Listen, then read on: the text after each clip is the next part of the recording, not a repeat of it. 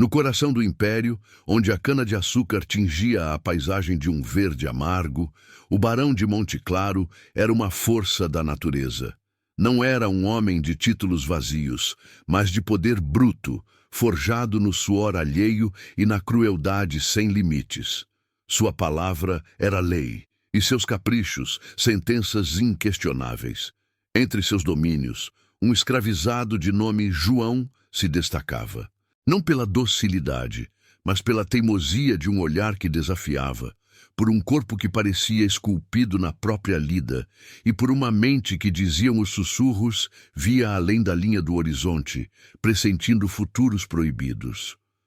O barão, entediado pela rotina monótona da opulência, tinha seus jogos.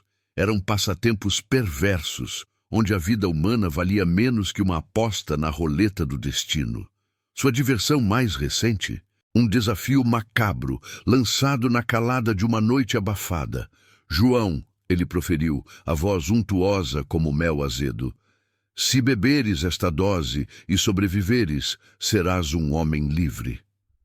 Uma promessa de alforria que cintilava como um farol na escuridão, mas carregava consigo o veneno mais traiçoeiro. No cálice, misturado ao vinho tinto de Portugal, espalhava-se uma dose lenta e cruel de um veneno potente. Uma substância que adormecia os sentidos antes de paralisar o corpo, prometendo uma morte lenta e angustiante. João não hesitou. A liberdade, mesmo que ofertada pelas mãos de seu algoz, era um preço que valia qualquer risco. Com a garganta seca e o coração batendo pesado contra as costelas, ele ergueu o cálice, a decisão gravada em cada músculo de seu rosto. O barão de Monte Claro, com os olhos fixos na cena, saboreava cada segundo, esperando o colapso iminente, a confirmação de sua superioridade e o fim daquele olhar desafiador que tanto o irritava. O vinho desceu, morno e amargo, queimando a passagem.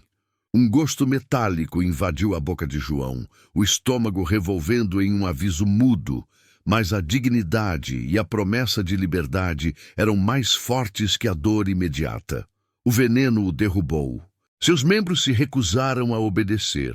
A escuridão engoliu sua visão e o mundo girou em um turbilhão de agonia, deixando-o prostrado no chão de terra batida da senzala para o deleite mórbido do barão.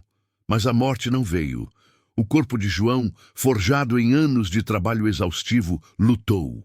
Horas se arrastaram em um inferno particular, entre calafrios e tremores, até que surpreendentemente a vida venceu, desafiando a lógica e a crueldade do barão. A notícia de sua sobrevivência espalhou-se como fogo em palha seca. Um homem havia desafiado a morte e a vontade do barão. Uma lenda que começava a ser forjada nos cantos mais sombrios da fazenda, trazendo consigo uma perigosa esperança. Mas a resiliência inexplicável de João não trouxe a alforria prometida. Trouxe a ira do barão, uma fúria contida que se manifestou na mais cruel das condenações. A promessa de liberdade era agora uma mentira ainda mais pesada que as correntes. Naquele mesmo tempo, um escândalo iminente ameaçava a reputação da família Monte Claro. O filho do barão, um covarde de berço, deveria ser convocado para a Guerra do Paraguai, uma afronta ao nome e à honra da casa. A solução, arquitetada na escuridão dos salões da Casa Grande, era vil e desumana. Um nome seria riscado do registro militar, apagado como se nunca tivesse existido, para que outro pudesse ser forjado em seu lugar. O nome de João. Ele seria o substituto, a sombra, o sacrifício conveniente para proteger a covardia de um herdeiro. Uma ordem secreta, selada com sangue e silêncio, garantia que o plano hediondo jamais viesse à tona. Assim, João foi arrastado para o inferno. Não como homem livre, como havia sido prometido, mas como uma peça descartável, arremessada ao turbilhão de um conflito que ceifava vidas sem distinção de cor ou status.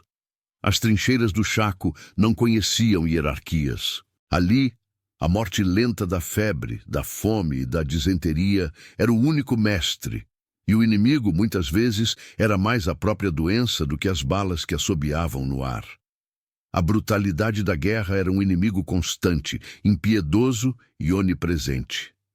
Mas o verdadeiro inimigo de João, aquele que o enviara para aquele inferno, esperava pacientemente em casa, em sua opulência maldita. Era uma dívida de sangue que não seria paga com a morte no campo de batalha. O barão havia subestimado o homem que tentara matar com veneno, mas que a guerra transformaria em algo muito mais perigoso. No fronte, a inteligência de João, subestimada por todos os que o consideravam apenas um escravo, floresceu de forma avassaladora. Ele lia o terreno como nenhum oficial, antecipava movimentos inimigos com uma precisão assustadora e liderava homens exaustos onde a esperança havia morrido. Suas táticas, nascidas da necessidade e da observação aguçada, salvaram vidas e viraram o jogo em batalhas tidas como perdidas. Ele não usava uniforme de oficial, não tinha insígnias ou patentes, mas suas ordens eram obedecidas, sua palavra, lei. Uma condecoração informal, um respeito silencioso, forjado no calor do combate e na face da morte, era sua verdadeira patente. Ele se tornou um herói improvável, um fantasma que o barão jamais esperaria ver retornar do reino dos mortos. Mas a guerra para João não terminaria quando os tiros cessassem. Seu verdadeiro inimigo, mais perigoso que qualquer exército, esperava em casa, com novas doses de veneno, não para o corpo, mas para a alma, e a história que ele havia construído no campo de batalha. João voltou, um corpo marcado por cicatrizes que não se viam na pele, mas na alma. A mente agora, uma navalha afiada pelos horrores de um conflito que o Império faria de tudo para esquecer. Ele retornava com a promessa de alforria, um preço pago com sangue e suor nas terras distantes do Paraguai. Ele esperava a liberdade, o reconhecimento de sua bravura que ressoara nas trincheiras, o fim de uma vida de servidão. Mas à sua espera não havia celebração nem gratidão. Havia apenas um muro de silêncio, mais frio e impenetrável que qualquer trincheira. Seu nome, mais uma vez, havia sido apagado. O registro militar, rasurado. A alforria, prometida em troca da vida, era uma mentira cruel, diluída em tinta e esquecimento. Como um espectro, João havia voltado, mas o mundo em que pisava insistia em dizer que ele nunca existira. O barão de Monte Claro, percebendo o retorno do indesejado herói, não apenas negou a alforria, ele iniciou uma caçada, não uma perseguição em campo aberto, mas uma anulação silenciosa, um apagamento total da existência daquele homem perigoso. João era uma prova viva de um escândalo, uma traição do Estado que jamais poderia vir à tona. Sua simples existência desmascarava a farsa, o covarde protegido, o escravizado sacrificado. As ordens secretas para seu silenciamento eram claras e irreversíveis. Ele nunca existiu como soldado, nunca mereceu a liberdade. A segunda dose do barão, mais letal que o veneno original, era a anulação total de sua vida, uma falsa liberdade que o manteria acorrentado para sempre, ou, o que era mais provável, morto em algum canto esquecido. Mas João não era mais o mesmo homem que havia bebido o veneno. A fornalha moral da guerra o transformara em algo além da compreensão do barão. Ele havia aprendido a lutar, a sobreviver onde a morte era a regra, a descobrir segredos sob o terror da batalha. A raiva subia em ondas geladas, mas não era a raiva cega de um escravizado. Era a fúria calculista de um general, traído e subestimado. Cada cicatriz em seu corpo era um lembrete, cada memória da guerra, uma lição de sobrevivência e tática. Agora, ele aplicaria essas lições no campo de batalha doméstico, onde o inimigo usava o poder e a mentira como armas. Ele começaria a montar seu caso, como um investigador implacável de um crime encoberto, um detetive de sua própria vida roubada. Sua primeira busca, outros veteranos, homens que haviam testemunhado sua liderança, sua coragem. As noites se tornaram longas jornadas de sussurros e encontros furtivos, em acampamentos improvisados e senzalas vizinhas, onde o medo era um companheiro constante. Cada passo era um risco, cada palavra uma faca de dois gumes. Muitos temiam o barão, suas retaliações eram lendárias. Mas o respeito por João, forjado na guerra, era mais forte que o medo em alguns corações, e a semente da verdade começava a brotar. Ele buscava documentos, cartas do fronte, qualquer fragmento que pudesse provar sua existência e seu heroísmo. Registros em livros-caixa de armazéns que vendiam suprimentos, correspondências oficiais que jamais deveriam ter sido vistas, anotações de capelães de campanha. Cada resposta, cada pedaço de papel amarelado abria outra pergunta, maior, mais perigosa. A teia de mentiras era vasta, mas não perfeita. E os fios soltos começavam a aparecer, revelando a extensão da traição. A verdade se esgueirava por trás de selos oficiais e assinaturas de coronéis locais, homens com medo de desonrar o barão. O império parecia cúmplice, mas a burocracia, por mais corrupta que fosse, sempre deixava rastros. Havia um nome riscado no registro militar, sim, mas havia também um número de serviço, uma data de alistamento que teimava em existir. Uma contradição flagrante, uma rachadura no muro de mentiras que o barão havia erguido. E então, a virada. Não uma explosão, mas um sussurro. A confissão de um ex-soldado, atormentado por pesadelos de guerra, que não conseguia mais carregar o peso do segredo.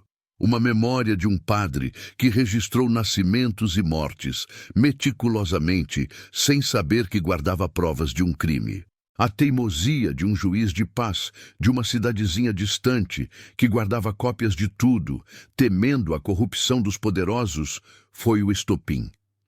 Ele havia guardado o que parecia ser um simples registro de um batismo, uma certidão de casamento, uma anotação de terras, mas que escondia uma peça crucial do quebra-cabeça. A teia de mentiras e o escândalo nacional começavam a desmoronar, um fio por vez, puxado pela mão determinada de um homem que se recusava a ser uma sombra. O barão não sabia, mas sua segunda dose havia apenas despertado um adversário muito mais formidável, um que a morte não poderia silenciar. João havia juntado as peças. Cada testemunho sussurrado, cada registro amarelado, cada carta do fronte era um tijolo na muralha que ele erguia contra as mentiras do barão. A verdade, antes um eco distante, agora ressoava com a força de um trovão, pronta para abalar os alicerces do poder. O barão, em seus domínios, sentia o ar mudar. Os sussurros de seu nome, antes reverentes, agora vinham carregados de medo e uma estranha expectativa. A caçada a João, que deveria ser um simples apagamento, tornara-se um pesadelo que ameaçava sua honra e seu legado. As notícias chegavam distorcidas, fragmentadas, mas uma certeza crescia. João não estava apenas vivo. Ele estava montando um caso, e cada passo que dava era uma ameaça direta à reputação da família Monteclaro, ao nome do filho covarde, ao império complacente. O confronto final seria inevitável. Não nas trincheiras lamacentas do Chaco, mas nos salões onde a justiça dos homens se curvava aos poderosos. João, o escravizado que sobreviveu ao veneno e à guerra, exigiria seu julgamento. A cena estava montada. Em uma pequena, mas respeitável, cidade provincial, o tribunal seria o palco para a revelação. Um local onde a burocracia, por vezes corrompida, ainda guardava um fiapo de imparcialidade. Um local onde a justiça, ainda que tardia, poderia surgir. João fez sua entrada, não como um escravizado em fuga, mas como um homem de propósito, carregando consigo o peso de uma verdade que podia desmantelar o poder. Em suas mãos, não uma arma, mas um invólucro de documentos, cada um uma bala contra a mentira. O silêncio era ensurdecedor. Cada respiração, cada rangido da madeira velha ecoava na sala. O barão de Monte Claro, presente, exibindo uma arrogância contida, seus olhos estreitos fixos em João, como um predador encurralado. "Meu nome é João", ele começou, a voz firme, sem um único tremor. "E eu fui um homem livre na guerra, para ser escravizado em casa." A frase cortou o ar como uma lâmina, atingindo a todos os presentes. Os advogados do barão tentaram intervir, argumentando sobre a ilegitimidade de um escravo em tal foro, mas o juiz, um homem de leis e poucos amigos entre os poderosos, surpreendentemente, manteve-se inabalável, exigindo que a verdade viesse à tona. João apresentou as provas.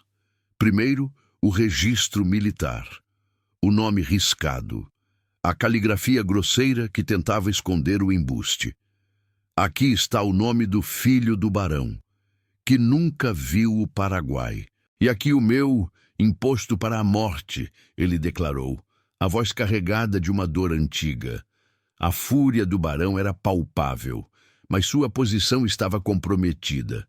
As leis do império, embora falhas, tinham uma estrutura que, às vezes, não podia ser ignorada, especialmente quando a desonra pública pairava no ar. Em seguida vieram os testemunhos, ex-soldados, homens que haviam lutado ao lado de João, que haviam visto sua coragem e liderança, depuseram, um a um. Eles contaram sobre o fantasma que o barão nunca esperou ver retornar, o herói que nunca vestiu o uniforme de oficial. O padre, com suas mãos trêmulas, mas sua memória afiada, confirmou as datas, os nomes, os silêncios convenientes. O juiz de paz, por sua vez, apresentou as cópias, as anotações meticulosas que desmascaravam a teia de mentiras e o escândalo nacional. As provas eram irrefutáveis. O documento rasurado, as confissões, as memórias que o império queria enterrar. A dívida de sangue do barão de Monte Claro e a cumplicidade do Estado em uma farsa hedionda estavam agora expostas à luz fria da justiça. O martelo do juiz ecoou na sala, selando o destino do barão. Não foi uma condenação à forca, mas algo que para ele seria pior: a humilhação pública, a perda de seu poder e a mancha indelével em seu nome, que seria lembrado não pela riqueza, mas pela perversidade. A arrogância do barão desmoronou em ruínas. A segunda dose, que ele preparara para João, a anulação de sua vida, tornou-se o veneno que corroeu sua própria existência. O filho covarde foi expulso do império, levando consigo o peso da vergonha familiar. João, finalmente, recebeu sua alforria. Não como uma aposta de um tirano, mas como um direito conquistado com sua própria vida, seu heroísmo e sua inabalável busca pela verdade. Ele era, finalmente, um homem livre, não apenas de corpo, mas de alma. Sua história ressoou, um grito de justiça que atravessou as senzalas e os canaviais, inspirando outros a lutar por seus direitos. Ele não foi apenas um homem que sobreviveu ao veneno e à guerra. Ele foi o homem que desmascarou a crueldade e a corrupção de uma era. A justiça, ainda que tardia, veio, não de forma grandiosa, mas através da coragem de um homem que se recusou a ser apagado da história. A vergonha nacional foi exposta, e a verdadeira liberdade foi conquistada, não pela fortuna, mas pela força de um espírito indomável. A história de João é um lembrete sombrio, mas poderoso, de que a verdade, por mais que tentem escondê-la, sempre encontra um caminho. É um eco da voz daqueles que foram silenciados, uma prova de que a inteligência e a coragem podem, sim, derrubar impérios de mentiras. Se você se emocionou com essa busca por justiça em um passado tão cruel, deixe sua nota de 0 a 10 nos comentários. Sua opinião é fundamental para que continuemos a desvendar esses mistérios. E para não perder nenhuma de nossas investigações, inscreva-se no canal e faça parte da nossa comunidade.